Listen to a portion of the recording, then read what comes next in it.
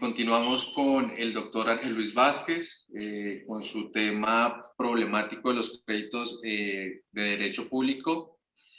El doctor Ángel Luis Vázquez es economista, mediador civil, mercantil y concursal, experto financiero, contable y fiscal, presidente de la Asociación Española de Mediación, experto en prevención de blanqueo de capitales y financiación de terrorismo, además de coach ejecutivo. Doctor Ángel Vázquez, tiene usted la palabra. Bienvenido. Muchas gracias por su asistencia a este tercer Congreso Internacional de Derecho Concursal. Buenas tardes en España, buenos días al otro lado del Atlántico. La verdad es que para mí es una satisfacción poder participar en este Congreso Internacional, por lo que me gustaría agradecer a la organización y especialmente al doctor Esteban Carbonell contar conmigo como ponente. Pero sobre todo agradecerles a ustedes que desde distintos usos horarios nos están siguiendo mediante Zoom, pues la verdad es que sin ustedes no existiría el Congreso. Bueno, como me quiere ajustar al tiempo que me ha otorgado, sin más voy a entrar en materia. El crédito público en la legislación concursal siempre ha sido un tema no pacífico. La pelea conceptual entre defensores y detractores del privilegio de los créditos de derecho público se mantiene vigente y en plena actualidad, como vamos a poder ver a lo largo de toda esta exposición. Pero lo primero que tendríamos que ver, ¿a qué tipo de deudas nos referimos cuando hablamos a deudas de derecho público?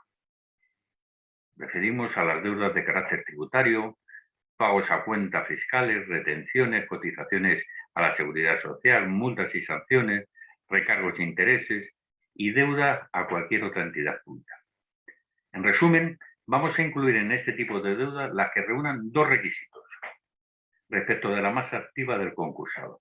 A, que sean titularidad de cualquier administración pública en el concepto más amplio, y B, que se deriven de potestades administrativas. Y para situar al crédito de derecho público, vamos a hablar de varias disposiciones que nos van a dar el entorno legal. Vamos a hablar de la Ley 22/2003 de 9 de julio, que es la antigua ley concursal, la sentencia del Supremo de 2 de julio del 2019 que marca una pauta, el texto refundido de la ley concursal y, por último, el proyecto de ley de reforma del texto refundido de la ley concursal. Bien, con la ley concursal vigente hasta septiembre del 2020, se entendía que podría exonerarse una parte de las deudas con acreedores públicos, no todos, mediante la vía automática del BEFI, y asimismo, en la vía diferida, a través del plan de pagos, también se podría cancelar la parte no satisfecha al final del plan de pagos si se ha cumplido con el mismo y el esfuerzo realizado por el deudor ha supuesto destinar al cumplimiento del plan una parte importante de sus recursos actuales. Bien.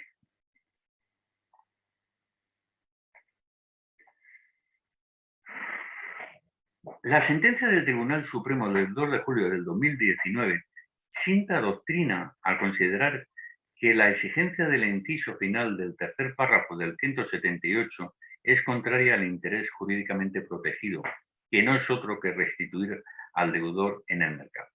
La Sala considera que es una contradicción que se permita que, aprobado judicialmente el plan de pagos, luego deje su eficacia a una posterior ratificación por el acreedor público, por lo que acude a unos criterios de interpretación para salvar la contradicción, que en síntesis son que el fin último de esta institución de segunda oportunidad es que el deudor pueda sobrevivir económicamente y no estar endeudado de por vida.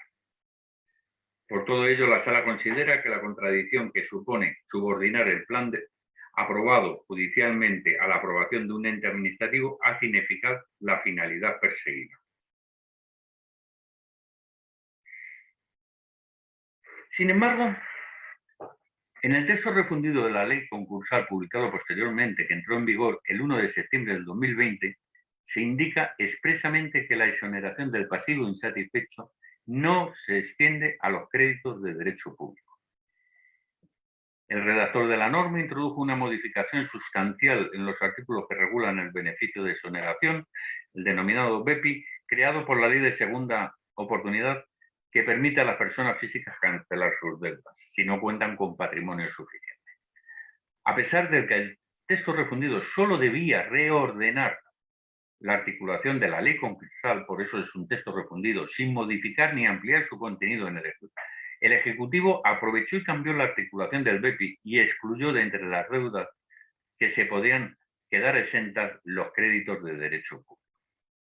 Entonces, desde septiembre del 2020, con el nuevo texto refundido de la ley concursal, queda aparentemente, y digo aparentemente porque lo veremos después, cerrada la posibilidad de que entren en la exoneración las deudas con acreedores públicos por cualquiera de las vías. Sin embargo, este tema sigue siendo un tema muy controvertido y de rabiosa actualidad, pues antes de que se promulgara el actual texto refundido, ya algunos jueces dictaron autos y sentencias en las que contemplaban la posibilidad de exonerar las deudas con acreedores públicos. Y actualmente, ya con el nuevo texto refundido publicado, algunos juzgados y tribunales siguen en esta misma línea.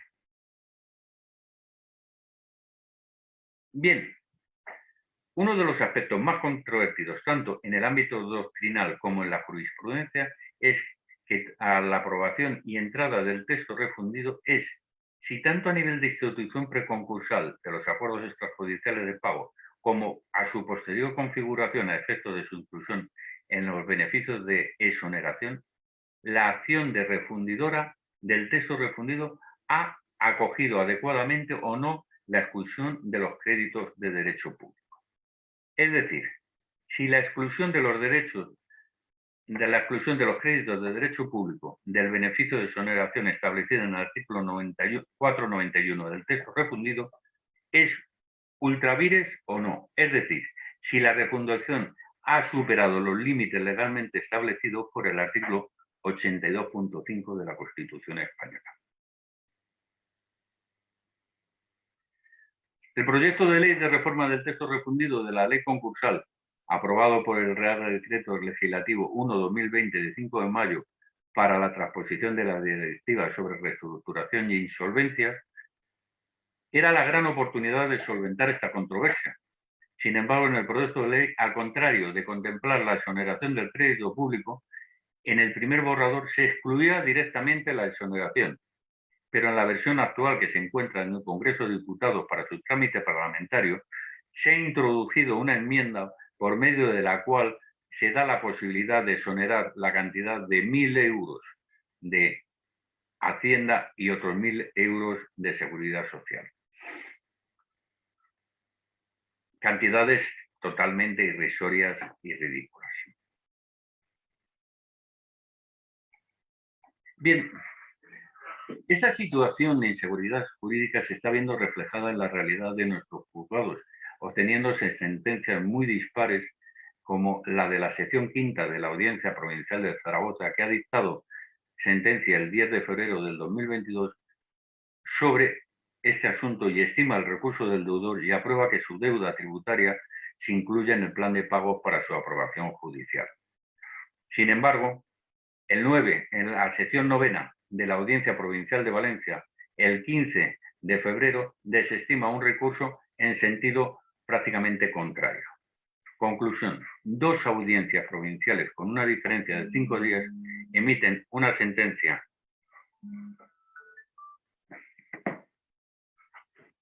sobre el mismo tema de fondo en un sentido totalmente contrario. Y esto nos está dando una idea de la inseguridad del deudor y sobre todo de la inseguridad que tenemos todos los profesionales que asesoramos a la hora de presentar un expediente de segunda oportunidad en el que figuran créditos de derecho público. Bien, llegados aquí sin que la discusión doctrinal esté solventada, vamos a plantear tres cuestiones de fondo. La importancia del crédito público en los concursos de acreedores, el interés general como justificación y las consecuencias de la no inclusión del crédito.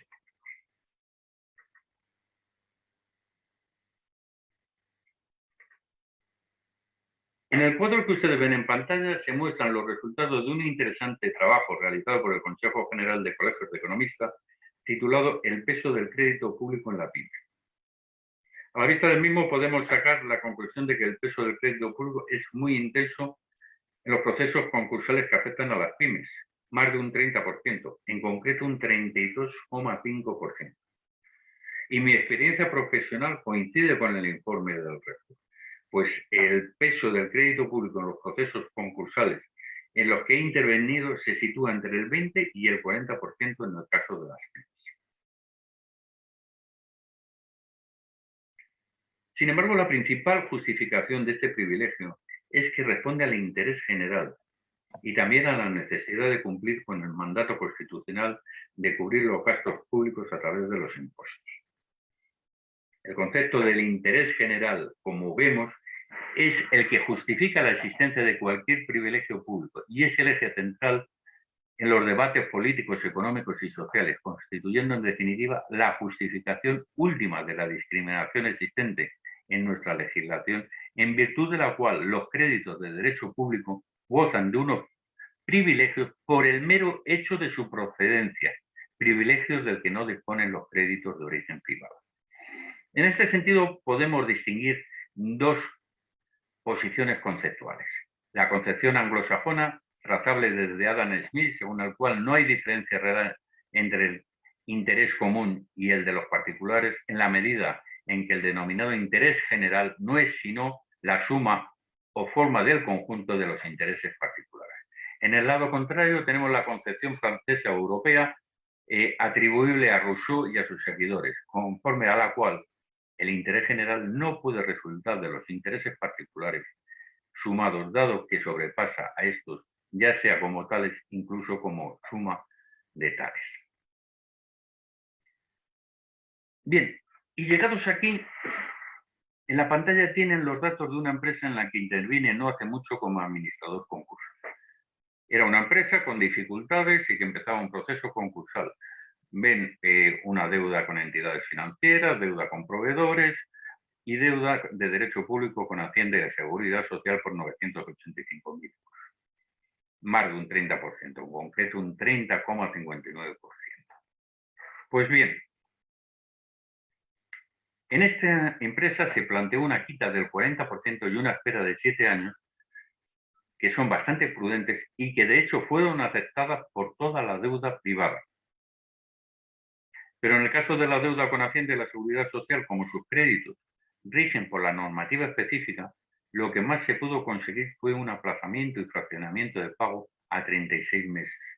Y además devengándose los intereses de demora al 3,75, mientras que los intereses de mercado están en torno al menos 0,5 del Euribor. En el cuadro que vemos en pantalla, comprobamos que el plan de negocios planteado por la empresa, contemplando la aplicación de la quita y espera a toda la deuda por igual, supondría un pago mensual de aproximadamente 23.000 euros, que con los ingresos generados y una correcta gestión del gasto se podría hacer frente y garantizar la continuidad de la empresa. Sin embargo, si consideramos el privilegio del crédito público, los pagos en los 3 primeros años prácticamente se duplican, pasando a 44.000 euros al mes, para poder cumplir con el calendario impuesto por las administradoras públicas. ¿Qué pasó? Pues que esto hace inviable el cumplimiento del plan de pago y la empresa al final tuvo que liquidarse. Nótese la diferencia. Si Hacienda y la Seguridad Social hubieran entrado al mismo nivel y con idénticas condiciones que el resto de los acreedores privados, la empresa hubiera podido seguir en funcionamiento. Y de esta forma, siguiendo en funcionamiento, Hacienda y la Seguridad Social hubieran recuperado 591.000 euros de los 985.000 de la deuda inicial. Y sin embargo, por defender el interés público y con una interpretación restrictiva y literal del texto refundido, al final la empresa se liquida y nadie cobra nada. Y este es uno de los motivos de que, según las estadísticas concursales, más del 90% de las empresas concursadas acaban en liquidación. Y mientras tanto, la política continúa. La polémica continúa. La pelea conceptual entre defensores y detractores del privilegio de los créditos de derecho público se mantiene vigente y de plena actualidad, y la transposición de la Directiva Europea, que modifica la ley concursal y que actualmente se encuentra en trámite parlamentario, no nos va a solucionar nada, sino que muy al contrario lo va a complicar, pues las presiones políticas, sobre todo el titular del Ministerio de Economía, hace que se refuerce la postura a favor del privilegio del crédito público, montando una pantomima de la posible exoneración de una cantidad ridícula de 1.000 euros en Hacienda y 1.000 euros en la Seguridad Social. Y como parece que la transposición de la directiva no va a solucionar el problema, el debate se vuelve a trasladar a los juzgados, donde los jueces deberán decidir si la transposición de la directiva al ordenamiento español ha cumplido con el mandato europeo o por el contrario incumple el mismo, y por lo tanto pueden seguir manteniendo la primacía del derecho comunitario sobre el derecho nacional, como hace una reciente sentencia de la sección segunda del Tribunal de Instancia Mercantil de Sevilla del 7 de abril de este mismo año, o incluso planteando una cuestión prejudicial. Para terminar y por ajustarme un poco al tiempo, yo quiero recordar un principio general de nuestra legislación concursal. Todos los créditos concursales deben ser tratados por igual. Principio que nosotros vamos a seguir defendiendo en todos los foros a los que asistamos, pues el mantenimiento del privilegio de los créditos de derecho público, como hemos visto, muy al contrario de servir al interés general, impide la realización de planes de reestructuración eficaces, llevando a la liquidación a empresas que podrían haber sido viables si el crédito público se hubiera considerado al mismo nivel que el crédito privado. Y a la postre, todos los acreedores se ven perjudicados. Y con esto termino mi exposición y solo me resta darles a todos, agradecerles su atención. Gracias.